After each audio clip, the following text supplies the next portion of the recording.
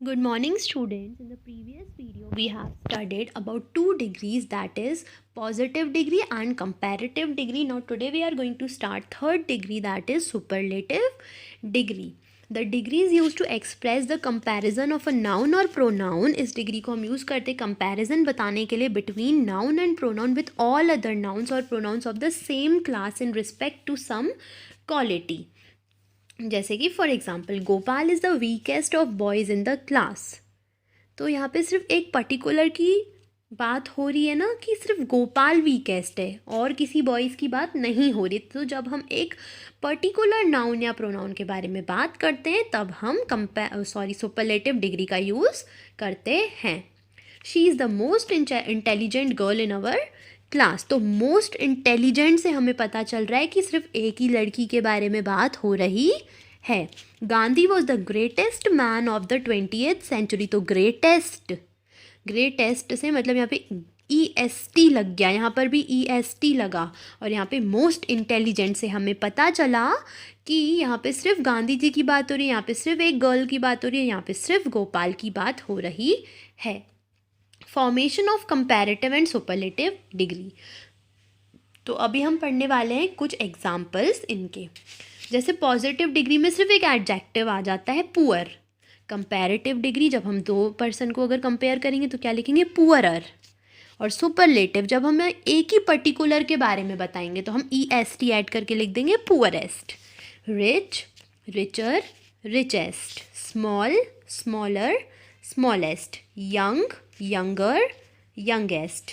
Tall, taller, tallest. Sweet, sweeter, sweetest. Near, nearer, nearest. तो यहाँ पे आपने देखा कि ये सिंपल पॉजिटिव डिग्री में एडजेक्टिव्स हैं। अगर उन्हें हमें कंपैरेटिव में लिखना है तो हम ER ऐड कर दे रहे हैं और सुपरलेटिव के लिए we are writing EST in the end. तो ऐसा हर उसमें नहीं होता है कि हम कंपैरेटिव में हमेशा ER ऐड करें और सुपरलेटिव में हम हमेशा EST ऐड करें। You can see given example in page number 23 जिसमें हम ये वाले एग्जांपल्स पढ़ेंगे। प्रॉपर का प्रॉपरर या प्रॉपरेस्ट नहीं हो सकता है। We are using more proper, most proper. Careful, more careful, most careful. Beautiful, more beautiful and most beautiful. Active, more active and most active. Like that we are using more and most also in comparative as well as superlative degree. So you can see here also on page number 24 also some examples are given. Red, redder, reddest. Wet, wetter, wettest. So you have to go through all these examples and study about positive, comparative, superlative degree once again in details. And now we are going to start exercise number 1 in which we have to underline the adjectives in these sentence.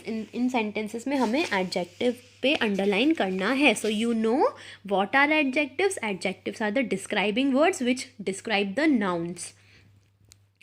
Underline the adjectives in these sentences. The feathers are light to lift. तो feathers क्या है, light to lift, हल्के हैं। तो यहाँ पे light से पता चल रहा है हमें। So light is adjective, so we are going to underline on light. Are stars round in shape? तो यहाँ पे हमें पता चल रहा है round से कि shape की बात ही हो रही है, तो round is also a adjective.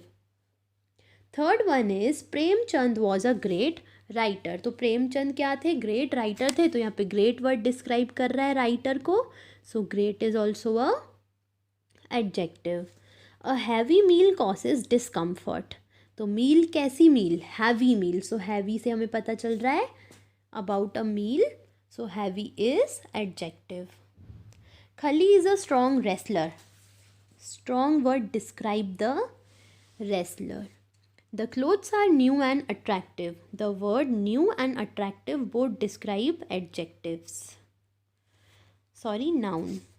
This year enough rainfall is predicted. तो यहाँ पे पता चल रहा है हमें quality, enough rainfall. The teacher took an important decision. So decision is that important. Always keep clean and tidy. So here clean and tidy are adjectives. Clean and tidy. Ricky give a hard punch to his friend. So here they are describing the punch, that it is hard. So hard is adjective, so we are going to underline on hard. It was a dark night. So हमें पता चल रहा है night कैसी थी, dark थी.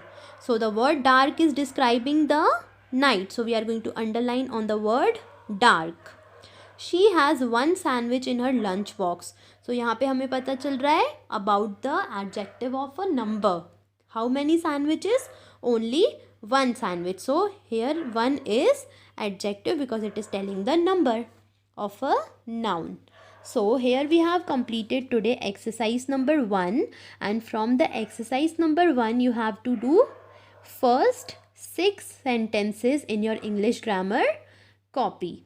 Now in the next video we are going to move forward to our exercise number 2, and that is your homework, that you have to write this exercise in your English grammar copy.